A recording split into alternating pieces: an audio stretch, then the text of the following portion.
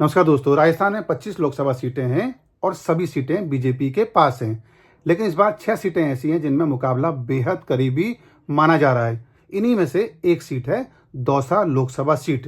यहाँ बीजेपी ने पूर्व विधायक कन्हैयालाल मीणा को मैदान में उतारा है, जबकि कांग्रेस ने मौजूदा विधायक मुरारीलाल मीणा पर दांव खेला है।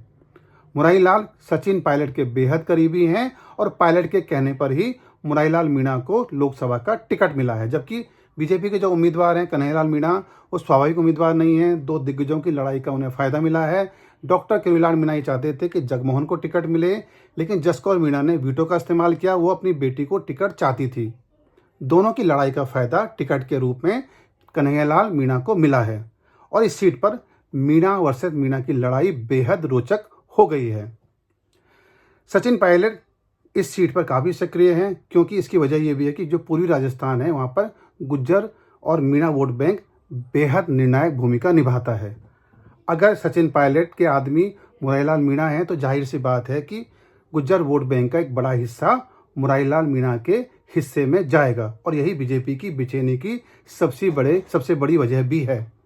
डॉक्टर किरोड़ीलाल मीणा इस सीट पर महत्वपूर्ण भूमिका निभा सकते हैं, लेकिन अभी तक वो उस तरीके से सक्रिय नहीं है जिस तरीके से वे विधानसभा चुनाव में थे। और इसकी वजह यह भी है कि विधानसभा चुनाव के बाद जो मंत्रिमंडल में उनको जगह दी गई, कमजोर मंत्री उनको बनाया गया, इसकी नाराजगी लगातार वो जाहिर भी कर चुके हैं और इसी वजह से वे उस तरीके से इस सीट पर आक्रामक नहीं है जिस तरीके से वो रहते हैं। हालांकि बीजेपी का जो आलाकमान है लगातार उन्हें संदेश दे रहा है।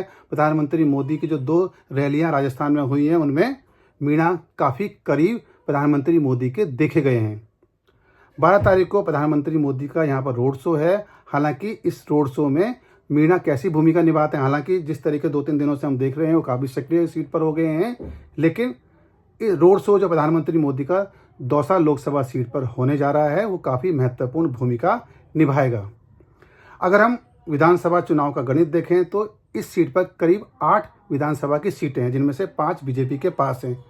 तो विधानसभा के हिसाब से यहाँ पर बीजेपी हमें ताकतवर दिखती है, लेकिन लोकसभा सीट का अगर हम विधानसभा सीट से गुणा भाग करें तो उस वक्त विधानसभा चुनाव में सचिन पायलट यहाँ सक्रिय नहीं थे, गहलोत सक्रिय थे और गहलोत से गुज्जर काफ़ी नाराज चल रहे थे। लेकिन इस बार लोकसभा चुनाव में सचिन पायलट बेहद सक्रिय हैं और राजस्थान में सबसे बड़ा चेहरा पायलट ही हैं।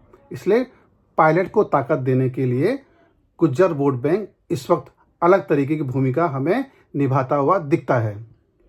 2014 और 2019 की चुनाव में दोनों बार बीजेपी को यहाँ पर भारी बहुमत मिला है, सीट बीजेपी के हिस्से में गई है, लेकिन 2024 में मुकाबला बेहद करीबी होता हुआ हमें यहाँ दिखता है। हालांकि प्रधानमंत्री मोदी के रोड शो के बाद तस्वीर कैसे बदलती है, सियासी भूगोल किस रंग में आता हुआ हमें दिखता है, लेकिन फिलवक्त यहाँ पर मुकाबला बेहद रोचक और दिलचस्प है।